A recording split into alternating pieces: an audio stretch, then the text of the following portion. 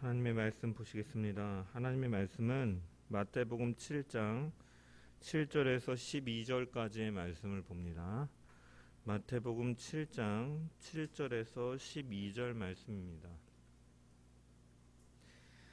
제가 하나님의 말씀을 봉독합니다. 구하라, 그리하면 너희에게 주실 것이요. 찾으라, 그리하면 찾아낼 것이요. 문을 두드리라, 그리하면 너희에게 열릴 것이니 구하는 이마다 받을 것이요 찾는 이는 찾아낼 것이요 두드리는 이에게는 열릴 것이니라. 너희 중에 누가 아들이 떡을 달라 하는데 돌을 주며 생선을 달라 하는데 뱀을 줄 사람이 있겠느냐? 너희가 악한 자라도 좋은 것으로 자식에게 줄 알거든 하물며 하늘에 계신 너희 아버지께서 구하는 자에게 좋은 것으로 주시지 않겠느냐? 그러므로 무엇이든지 남에게 대접을 받고자 하는 대로 너희도 남을 대접하라. 이것이 율법이요 선지자니라. 아멘. 말씀을 통한 주의 은혜와 평강이 저와 여러분 가운데 넘치기를 축원합니다. 오늘 우리가 읽은 본문은 기도에 관한 말씀으로 우리에게 너무나 익숙한 본문이라 할 수 있습니다. 6장 5절부터 15절까지 예수님께서는 외식적인 기도에 대해서 경계하셨고, 그리고 기도에 대한 모범으로 주기도문을 가르쳐 주신 후에 오늘 본문에서는 구하라, 찾으라, 문을 두드리라, 그러면 받을 것이요 찾아낼 것이요 열릴 것이니라 말씀하시면서 기도 응답에 대한 확신을 촉구하십니다. 그러다 보니 이 단락만을 보면 무엇이든지 포기하지 않고 끝까지 기도하면 무조건 얻게 될 것이다 라는 요지로 주님께서 말씀하신 것으로 우리가 이해하고 해석할 수 있는 여지가 있습니다. 하지만 우리가 성경을 바로 이해하기 위해서는 우리는 문맥 속에서 우리가 이해를 해야 되는 것이죠. 오늘 본문 앞에 있는 단락은 무슨 내용이었습니까? 인간의 관계 속에서 믿는 자들이 비판하지 말라, 이 비판에 대한 주제를 다룬 것을 우리가 지난주에 살펴보았습니다. 7장 1절의 원문을 직역하면 비판하지 말라, 비판받지 않으려면 이라고 강한 명령으로 유대인들에게, 제자들에게 충격을 주신 것이죠. 왜냐, 비판, 여기서 언급되어지는 비판은 하나님의 심판의 그러한 동일한 의미의 단어를 사용함을 통해서 하나님의 권한인 심판자의 자리에 자신을 두고 타인에 대해서 사랑 없이 무책임한 비판을 하지 말라라는 그 말씀을 하시고 나서 뒤에 본문의 기도에 관한 내용이 나오는 것은 무엇이냐? 비판하지 않기 위해서는 너희가 하나님의 도우심이 필요하다라는 것을 알려주시기 위함이죠. 자신의 눈의 들보를 먼저 제거하고 형제의 눈에 있는 티끌을 빼는 역할을 감당하는 빛과 소금으로서 그리스도인으로서 감당하기 위해서는 하나님의 도우심을 가능하게 하는 기도가 필요하기 때문에 주님은 이렇게 말씀하고 계신 것입니다. 우리가 다른 사람을 비판하지 말고 사랑으로 위로하고 격려하면서 하나님의 사랑으로 우리가 세우며 나아가야 된다는 것, 다툼과 싸움이 아니라 화평케 하는 자가 되어야 된다는 사실을 우리는 너무나 잘 알고 있습니다. 하지만 이것이 타락한 본성을 지닌 인간의 힘으로는 결코 되지 않음 또한 우리 자신은 너무나 잘 알고 있는 것이죠. 따라서 우리는 성령의 도우심을 받아야 되는 것입니다.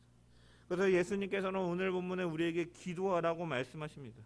우리가 기도함을 통해서 하나님께서 우리의 기도에 응답하시고 우리를 도우심으로 우리가 그러한 관계가 회복되어 화목한 관계로 바뀌어지고 너희가 있는 그 자리가 하나님의 나라가 되기 때문에 이렇게 기도와 연결시켜서, 사실은 전혀 맥락이 다른 것 같지만 사실은 이렇게 연결시켜서 말씀하고 계신 것이죠. 단순히 앞의 내용만 그러한 것이 아니라 기도 응답에 대한 확신을 말씀하시면서 오늘 본문의 요점이 무엇이냐? 마지막 12절의 말씀이 바로 요점인 것이죠. 12절의 말씀을 보면 그러므로 무엇이든지 남에게 대접을 받고자 하는 대로 너희는 남을 대접하라. 이것이 율법이요 선지자니라. 그러므로라는 것은 앞의 내용의 결론이라는 것이죠. 너희가 찾으라, 문을 두드리라, 구하라, 그렇게 끊임없이 기도하라고 말씀하신 것은 남에게 대접받고자 하는 대로 너희도 남을 대접하라. 이 황금률이 바로 이 기도를 해야 되는 의미의 결론으로 주어지고 있음을 보게 되는 것이죠.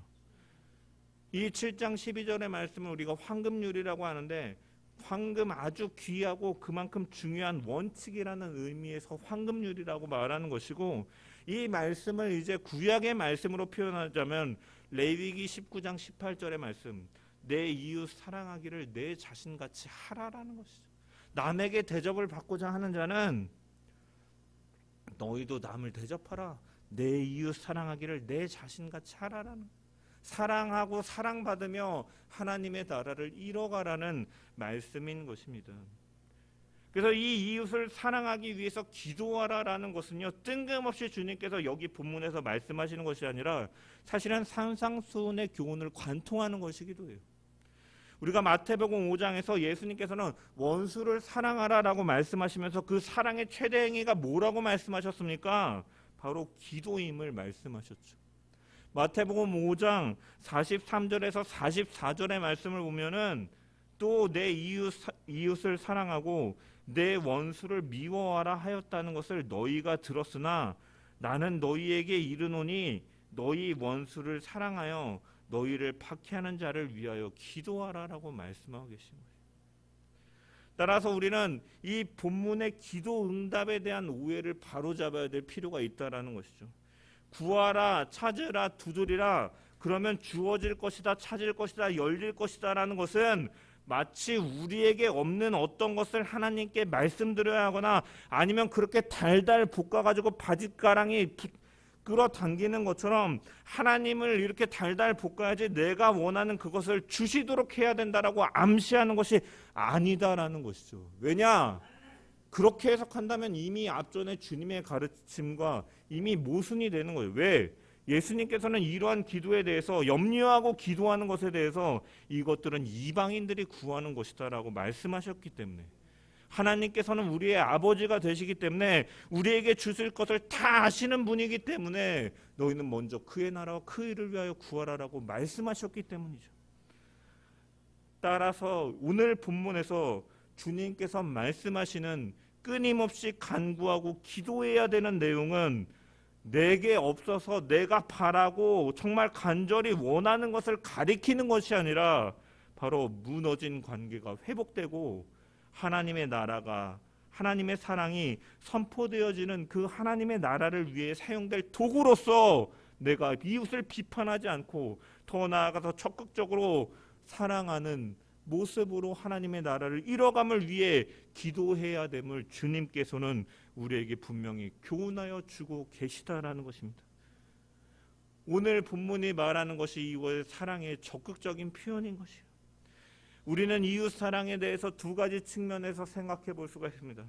먼저는 우리가 지난주에 살펴본 것처럼 소극적인 면으로서 우리가 싫어하는 것을 우리의 이웃에게 행하지 아니하는 것이죠. 비판을 받지 아니하려거든 비판하지 말라. 우리는 누구도 비판받는 것을 좋아하는 사람이 없습니다. 그러므로 우리도 남을 비판하지 말아야 된다라고 먼저 주님께서는 말씀하고 계시죠. 그러나 엄격하게 말하면 이것은 내가 싫기 때문에 남에게 하지 않는 소극적인 사랑이라고 할 수가 있는 것이죠. 내가 비판받지 않기 위해서, 내가 똑같이 당하지 않기 위해서 비판하지 않는 것은 소극적인 이웃사랑이다라는 것입니다.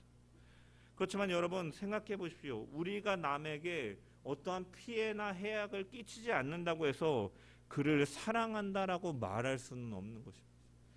크게는 말할 수 있을지는 몰라도 남에게 피해를 안 끼치는 것 자체가 배려하고 어떻게 보면 그를 향한 사랑이 조금 있을 수 있어도 그것이 정말 적극적인 사랑이다, 진정한 사랑이다라고 말하기 어려운 측면이 있다라는 거예요. 사랑은 적극적인 면이 있기 때문이죠. 사랑은 우리가 원하는 것을 이웃에게 행하는 것입니다. 그래서 비판하지 말라라는 이 금지 명령은 이 기도의 본문을 지나서 하는 명령으로 바뀌게 되는 것이죠. 하지 말라 해서 이제 하는 것으로 막 나아가는 것입니다. 적극적인 측면을 다루고 있는 것이죠. 그래서 디모데후서 1장 7절에 보면 바울은 디모데에게 하나님이 우리에게 주신 것은 두려워하는 마음이 아니라 사랑이라라고 말씀하고 계십니다. 단순히 두려워하기 때문에 하지 말라라는 것이 아니라 사랑하기 때문에 하는 것이다라고 말씀하고 있는 것이죠. 하나님은 그의 자녀들에게 특별한 사랑을 부어주신 분이십니다. 비판을 받지 않기 위해서 사랑받기 위해서 사랑하는 것을 뛰어넘어서 우리는 우리의 이웃을 우리 자신처럼 사랑할 수 있도록 하나님께서는 만드셨다라는 것이죠. 그리고 이것은 무엇을 통해 이루어지느냐? 바로 기도를 통해 이루어진다라는 것이죠. 그렇다면 왜 기도를 통해 이것이 이루어집니까? 그것은 하나님께서는 분명히 응답하시는 분이시기 때문입니다. 오늘 7절부터 8절의 말씀을 다시 한번 읽어보겠습니다. 시작.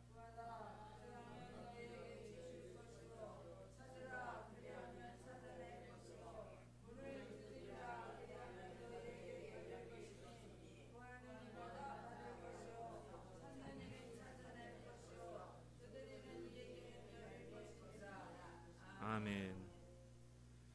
예수님께서는 우리의 기도와 관련해서 세 가지로 표현하셨습니다. 구하라, 찾으라, 문을 두드리라. 이것은 헬라어 명령형인데 특별히 현재 시제로 기록되어 있습니다. 현재 시제라는 것은 계속적인 반복을 의미합니다. 따라서 본문은 반복해서 구하고 거듭하여 찾으며 계속해서 문을 두드리라는 명령으로 우리가 이해할 수 있는 것이죠. 즉 본문은 기도 응답을 받기 위해서 끊임없이 기도해야 됨을 교훈하고 있죠. 예수님께서 말씀하시는 의도는 분명합니다. 우리가 간절한 마음으로 이렇게 끊임없이 기도하면 하나님은 결코 그 기도를 거절하지 않으시고 반드시 하나님의 뜻대로 우리에게 응답해 주신다라고 말씀하고 있는 거죠. 그래서 성경은 우리가 얻지 못하는 것은 기도하지 않기 때문이다. 우리가 하나님의 나라를 이루지 못하고 이웃을 사랑하지 못하는 것은 우리가 기도하지 않기 때문인 것이죠.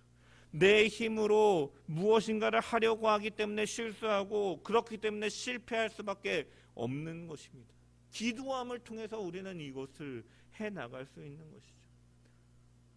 예수님께서는 십자가를 앞두시고 겟세마네 동산에서 기도하실 때 주님은 3번에 걸쳐 기도하셨습니다. 아마 이 주님의 기도는 구하고 찾고 문을 두드리는 심정으로 반복적으로 기도하시는 것이죠. 주님은 어떻게 기도하셨습니까? 내 아버지여, 만일 할만하시거든 이 잔을 내게서 지나가게 하옵소서. 그러나 나의 원대로 마옵시고 아버지의 원대로 하옵소서. 예수님께서는 첫 번째 이 기도를 마치신 후에 제자들을 찾아오셨습니다. 그런데 제자들은 그 시간에 기도하라고 말씀하셨지만 제자들은 피곤한 가운데 잠을 자고 말았죠. 예수님은 제자들을 깨우면서 이렇게 당부하셨습니다. 시험에 들지 않게 깨어 있으라. 그리고 난 후에 예수님은 다시 나아가서 2번째 기도를 하셨습니다. 내 아버지여, 만일 내가 마시지 않고는 이 잔이 내게서 지나갈 수 없거든 아버지의 원대로 되기를 원하나이다. 하나님의 뜻을 찾는 심정으로, 찾는 기도로 주님은 기도하셨던 것이죠. 예수님은 2번째 기도를 마치신 뒤에 다시금 제자들을 찾아오셨습니다. 그때도 역시 제자들은 기도하지 않고 잠자고 있었죠. 예수님은 그들을 그대로 두시고 다시 나아가 3번째 기도를 하십니다. 문을 두드리는 심정으로 간절히 기도하신 것이죠. 동일한 기도의 제목으로 기도하셨는데 얼마나 애써 기도하셨는지 흐르는 땀이 핏방울처럼 될 정도로 문을 간절히 찾으며 두드리는 심정으로 그렇게 애타게 기도하셨던 것입니다. 그래서 그 주님의 기도는 하나님께서 들으시고 응답하신 것이죠. 십자가의 잔은 바로 하나님이 예수님에게 주신 잔이었습니다. 그 잔을 예수님께서 마심으로 말미암아 하나님의 백성들이 죄에서 구원받는다는 사실을 생각하면서 예수님은 하나님의 뜻이 무엇인지를 찾았고 그 뜻 가운데 순종함으로 작정하시고 나아가신 것이죠. 기도 응답의 확신을 받은 예수님의 마음은 이제는 더 이상 괴로움 가운데 있는 것이 아니라 묵묵히 평안함으로 순종함으로 담대히 나아가는 응답 가운데서 나아가셨던 것입니다. 그래서 가룟 유다가 무리를 이끌고 예수님께 나왔을 때 주님은 예수님 가룟 유다를 보고 3년간이나 사랑하셨고 함께하셨고 가르치셨지만 그의 배신을 아는 그 제자를 바라보면서 주님은 저주하거나 책망하지 않으셨습니다. 그러면서 가룟 유다에게 말씀하시죠. 친구여, 내가 무엇을 하려고 왔는지 행하라. 가룟 유다를 미워하거나 저주하는 것이 아니라 친구라고 부르셨습니다. 그를 불쌍히 여기시는 것이죠. 죄인을 사랑하시는 심정으로 하나님의 뜻에 따라 그 고난에 마시는 잔의 자리로 나아가신 것입니다. 기도하셨기에 주님은 하나님의 뜻을 찾았고 그 응답 속에서 묵묵히 순종함으로 나아가신 것이죠. 하지만 제자들은 어떠했습니까?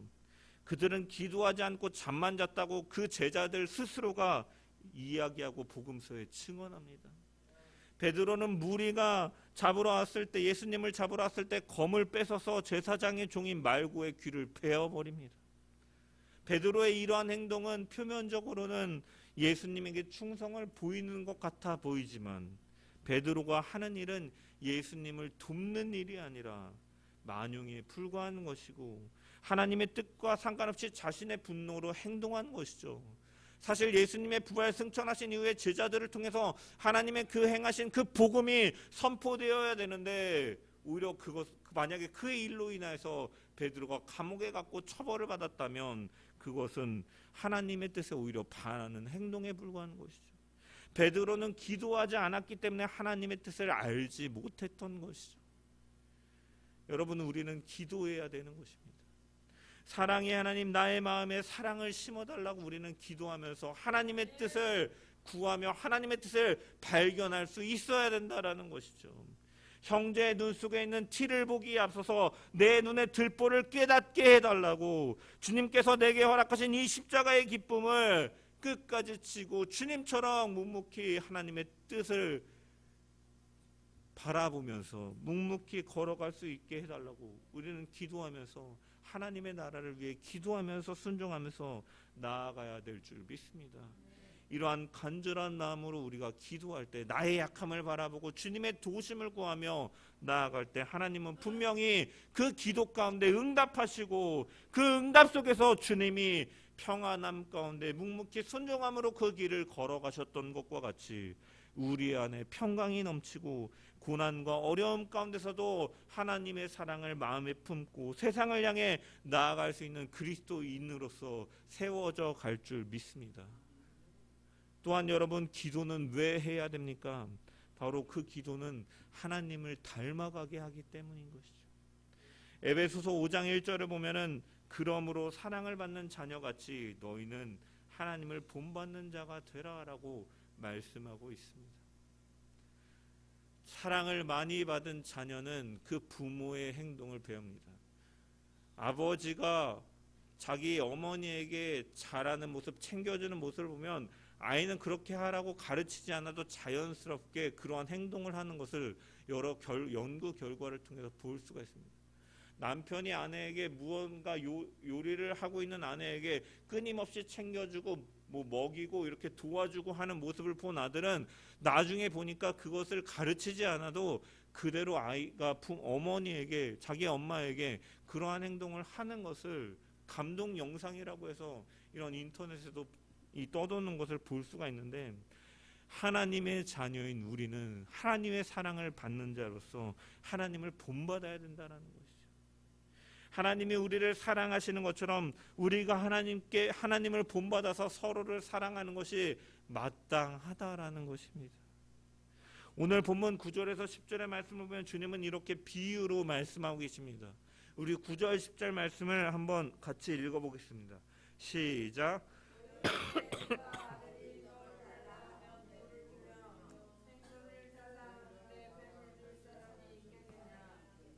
아멘.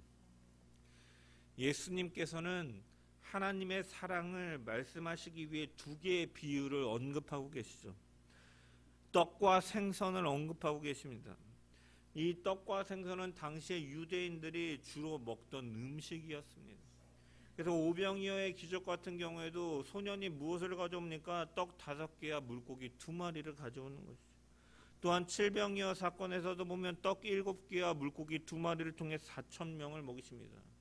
첫 번째 오병이어는 유대인들을 향해서, 칠병이어는 이방인들을 향해서 모두를 구원하시는 하나님의 생명의 떡으로 오신 예수 그리스도를 나타내는 것이죠. 어쨌든 이처럼 떡과 물고기는 친근한 음식이라고 할 수가 있습니다. 예수님은 이 친근한 것을 가지고 비유로 말씀하고 계시죠. 너희 중에 아들이 떡을 달라 하는데 누가 돌을 주겠느냐. 여러분, 광야에 있는 돌들은 떡과 모양이 비슷합니다. 그러다 보니까 예수님께서도 40일간 금식하시고 광야에서 마귀에게 시험을 당하실 때 마귀가 첫 번째로 한 시험이 무엇이었습니까? 이 돌들로 떡이 되게 하라. 비슷한 거니까 바꿔, 모양이 비슷하니까 바꿔라. 너는 하나님의 아들이니까 할 수 있지 않느냐라고 이렇게 시험하는 것이죠. 여러분, 아이들은 배고픔을 참지 못합니다. 다들 아이를 키워보셨으니까 알겠지만 밥을 먹고 뒤돌아서서 좀 놀다 보면 에너지가 소비되는지 금방 또 먹을 것을 찾습니다. 잠이 충족되지 않고 배고픔이 충족되지 않으면 아이들은 날카로워지죠. 그래서 그런 엄마에게 계속해서, 아빠에게 계속해서 먹을 것 좀 달라고 요청을 합니다. 그런 아이에게 부모가 먹을 것이다 라고 하면서 먹지 못하는 것을 주면 어떤 일이 벌어지겠습니까? 여러분, 부모에 대한 원망과 불신이 쌓일 것입니다. 떡인 줄 알고 떡을 준다고 하면서 돌을 줘놓고 먹으라고 하면 그 아이는 떡인 줄 알고 먹었다가 이가 다 나가버리고 말 것이죠. 아픔을 겪을 것이고 부모에 대한 불신을 쌓게 될 것입니다. 부모는 자식을 사랑하기 때문에 결코 이러한 일을 하지 않고 분명히 필요한 것에 대해서는 공급해 줄 것입니다. 마찬가지로 아버지 하나님께서는 자녀가 기도로서 유용한 것을 구할 때, 필요한 것을 구할 때 필요 없는 것을 주어서 실망시키지 않으시는 사랑의 하나님임을 주님은 비유를 통해 말씀하고 계시는 것이죠. 두 번째 비유도 마찬가지입니다. 아들이 배가 고파서 그의 아버지에게 생선을 달라라고 합니다. 그런데 그에게 뱀을 줄 아버지는 아무도 없다라는 것이죠. 여기 생선이라고 번역된 익디스는 뭐냐? 떡과 더불어서 이스라엘 백성들이 즐겨 먹던 이 물고기 음식을 가리키는 것이죠. 이 생선과 대조되는 이 의미로 대구되는 뱀은 요리하기 위해서 잡아놓으면 생선과 비슷한 모양과 비슷한 이 물뱀을 가리키는 것이다라고 성경학자들은 해석을 합니다. 당시에 이방인들은 이러한 요리를 먹었습니다. 하지만 유대인들은 율법에 따라서 뱀은 부정한 음식이기 때문에 그들은 먹지 않았죠. 레위기 11장 41절에서 42절의 말씀을 보면 땅에 기어 다니는 모든 길짐승은 가증한즉 먹지 못할지니 곧 땅에 기어 다니는 모든 기는 것 중에 배로 밀고 다니는 것이나 네 발로 걷는 것이나 여러 발을 가진 것이라 너희가 먹지 말지니 이것들은 가증함이니라. 너희는 기는 바 기어 다니는 것 때문에 자기를 가증하게 되게 하지 말며 또한 그것 때문에 스스로 더럽혀 부정하게 되게 하지 말라라고 말씀하셨습니다. 이처럼 뱀을 먹는다라는 것은 스스로를 부정하게 만드는 것인데 아버지가 자기 아들을 부정하게 하기 위해서 뱀을 줄 이유는 없다라는 것이죠. 이처럼 아버지는 아들에게 고의적으로 해악을 끼치는 일이 없는데 하물며 하늘 아버지께서는 오죽하시겠느냐라고 말씀하고 계신 것입니다. 너희가 악한 자라도 좋은 것으로 자식에게 줄 알거든 하물며 하늘에 계신 너희 아버지께서 구하는 자에게 좋은 것으로 주시지 않겠느냐. 여기서 악한 자라도 라고 번역된 휘메이스 포네로이 온테스라는 것은 어떤 특정한 사람을 가리키고 계신 것이 아닙니다. 로마서 3장 10절의 말씀 의인은 없나니 하나도 없다라고 말씀하신 것처럼 예외 없이 모두가 죄인이고 인간들 모두가 타락했지만 그래도 그러한 타락한 인간들조차도 자기 자식에게는 좋은 것을 줄 알거든. 이것에는 예외가 없다라는 것이며 왜? 사람에게는 하나님의 형상이 남아있기 때문에 죄로 인하여 타락했지만 우리의 그러한 불완전한 사랑이지만 그럼에도 자녀들에게 좋은 것을 주려고 힘쓰는 자들이다라는 것이죠. 인간들은 하물며 사랑 자체이시고 거룩하시고 선하신 완전한 사랑하시는 하나님은 어떻겠냐라는 것입니다. 하나님은 언제나 아끼지 아니하시고 우리에게 가장 좋은 것을 주시는 분이시다라는 것입니다. 그렇다면 여러분, 그 좋은 것은 무엇입니까?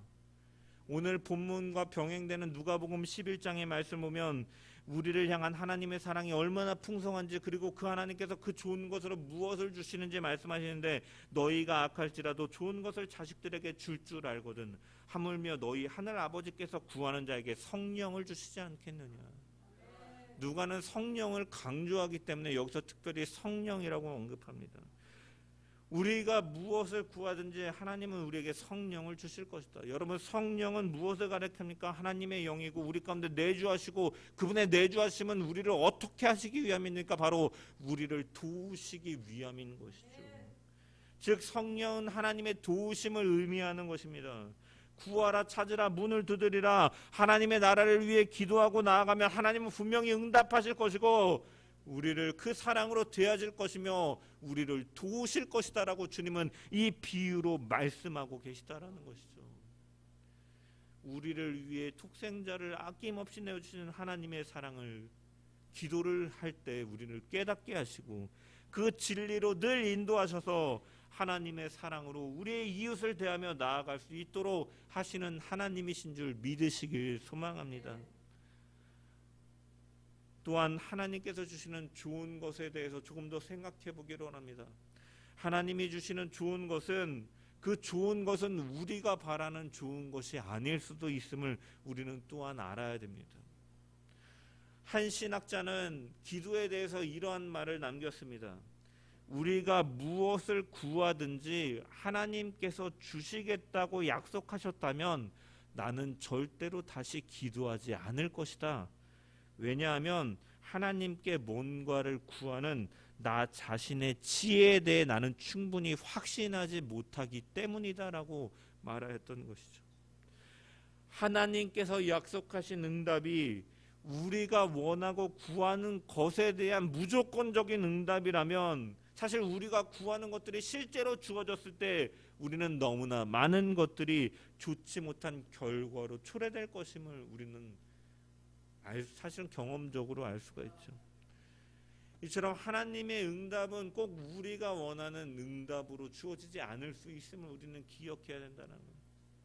하나님의 좋은 것이 꼭 우리가 바라보는 좋은 것과 다를 수 있다는 것이에요. 그래서 하나님의 응답에는 몇 가지 유형이 있는데, 먼저는 하나님께서 긍정적으로 응답하실 때이죠. 많은 사람들이 예수님의 말씀을 듣기 위해서 모였고 빈들에서 말씀을 듣다가 시간이 많이 지난 이후에 먹을 것이 없을 때 예수님께서는 축사하시고 떡을 떼어 제자들에게 주심을 통해서 이들이 모두 먹고 12광주리가 남는 놀라운 역사가 일어납니다. 주님은 미리 감사하시고 이들에게 먹이시기 위하여 기도하셨고 하나님은 응답하심으로 그 일들이 이루어진 것을 보게 되죠. 이처럼 하나님이 기도하는 것 중에 긍정적으로 응답해 주실 때가 있는 것입니다. 또한 부정적으로 거절하실 때도 있으십니다. 고린도후서 12장에 보면은 바울은 고백하고 있죠. 그는 육체적으로 자신을 괴롭히는 가시가 있음을 그는 고백을 합니다. 그 가시가 무엇인지 구체적으로 성경은 언급하고 있지 않기 때문에 무엇인지는 알 수 없지만, 성경학자들은 그래서 안질이다 혹은 다른 질병이다 뭐 여러 가지 뭐 추측을 하지만, 어찌 됐든 이로 인해서 그는 하나님께 기도하죠. 간절하게 자신의 육체에 있는 가시를 없애달라고 하나님께 기도를 합니다. 하지만 하나님께서는 그 육체의 가시를 제거해 주시지 않습니다. 거절하시는 것이죠. 그리고 사도 바울은 그 기도하는 가운데 그의 약함을 통해서 오히려 하나님의 능력이 온전하게 나타날 수 있게 됨을 그는 고백하는 것이죠. 바울은 하나님의 뜻을 깨달음을 통해서 오히려 자신의 약함을 기뻐하고 자랑하고 감사하게 되었다라고 그는 고백하고 있는 것입니다. 이처럼 하나님께서는 우리의 간구에 대해 때로는 거절하심으로 우리를 위해서 그렇게 응답하실 때가 있음을 기억해야 되는 것입니다. 마지막으로 하나님의 응답에는 기다리라는 응답이 있을 수 있습니다. 그리고 그 기다림의 응답이 우리에게 사실은 더 좋은 것일 수도 있음을 우리는 분명히 기억해야 되는 것이죠. 요한복음의 나사로는 병에 걸려 죽게 되었습니다. 그의 가족이었던 마르다와 마리아는 급히 예수님에게 사랑을 보내죠. 오빠가 죽게 되었습니다. 오라버니가 죽게 되었습니다. 하지만 예수님께서는 의도적으로 바로 그곳에 가지 않으시고 나흘이 지난 후에 그곳에 가십니다. 일부러 지연시키시는 것이죠. 그리고 나흘이 지난 이후에 사람들이 모두 죽었다라고 생각했을 때 그때 예수님께서는 그를 살리셨습니다. 그렇게 하신 이유는 무엇입니까? 자신이 죄로 인하여 죽을 수밖에 없는 자들을 살리시는 메시아로 오신 하나님이심을 드러내기 위해서 기다리게 하신 것이죠. 이처럼 하나님은 전지전능하시고 모든 지각에 뛰어난 하나님이십니다. 그렇기 때문에 하나님은 우리를 너무나 사랑하시기 때문에 가장 좋은 때 하나님은 그 일들을 또한 이뤄가시기도 하시는 분이심을 우리는 기억해야 되는 거예요. 이처럼 때로는 거절로, 때로는 긍정적으로, 때로는 기다리라는 사인 속에서 하나님은 응답하실 것이고, 이 무조건적으로 응답하시는 하나님의 응답하심을 우리는 기억하며 늘 이 땅 가운데서 하나님의 나라를 위해 기도하며 나아가는 저와 여러분 되시기를 주님의 이름으로 간절히 축원합니다. 마지막으로 오늘 본문 12절에 보면 예수님께서는 이렇게 말씀하십니다. 그러므로 무엇이든지 남에게 대접을 받고자 하는 대로 너희도 남을 대접하라. 이것이 율법이요 선지자니라. 왜 하나님께서는 우리에게 놀라운 기도의 응답을 약속하십니까? 왜 풍성한 사랑을 베풀어 주십니까? 그것은 그 궁극적인 목적은 너희도 남을 대접하는 데 있다라는 것이죠. 다시 말해서 이웃을 사랑하는 데 있다라는 것입니다. 하나님은 우리에게 엄청난 약속을 하시고 또한 늘 변함없는 무한한 사랑으로 우리에게 베풀어 주시기에 그 사랑을 받은 우리는 그 사랑을 흘려보내야 되는 것이죠. 예수님께서는 이것이 율법이요 선지자니라라고 말씀하셨습니다. 이것은 모세오경과 선지자들의 가르침 그리고 예수님에 대해서 증언하는 성경을 가리키는 것이죠. 예수님은 이 성경에 기록된 하나님의 모든 말씀을 단 두 가지로 기본 원리로 요약해서 말씀하셨습니다. 첫째, 마음을 다하고 목숨을 다하고 뜻을 다하여 하나님을 사랑하는 것이요, 둘째는 이웃을 그 자신과 같이 사랑하는 것이다. 이 두 계명이 온 율법과 선지자들의 강령이라라고 마태복음 22장 40절에 말씀하셨습니다. 성경 전체의 기본이 된다라는 의미인 것이죠. 성경은 계속해서 이와 같은 사실을 반복적으로 강조합니다.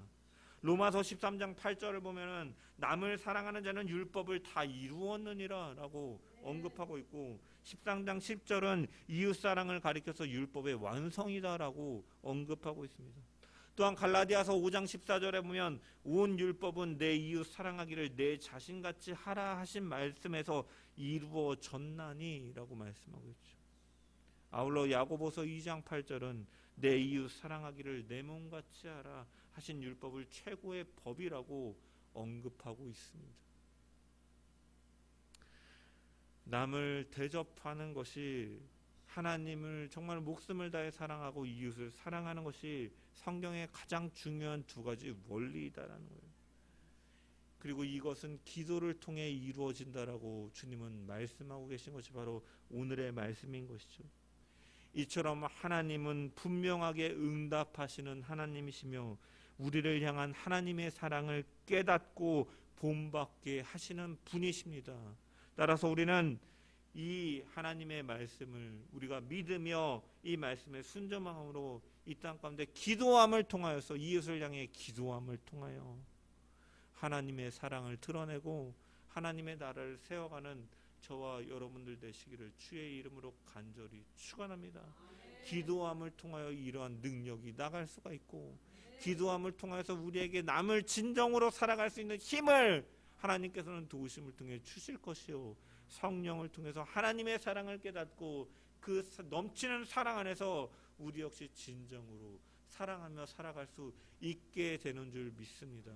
사랑은 입으로만 사랑하는 것이 사랑이 아니요, 그 영혼과 그의 형편과 그의 처지를 생각하면서 진정으로 사랑하며 그를 위하여 기도하고 그를 손을 붙잡고 걸어나가며 하나님의 사랑으로 섬기며 세워가는 것, 그것이 바로 진정한 사랑이고 그것이 바로 하나님의 나라를 세워가는 원리임을 기억하면서 기도함을 통하여 그러한 하나님의 나라를 세워가는 도구 되기를 주님의 이름으로 간절히 축원합니다.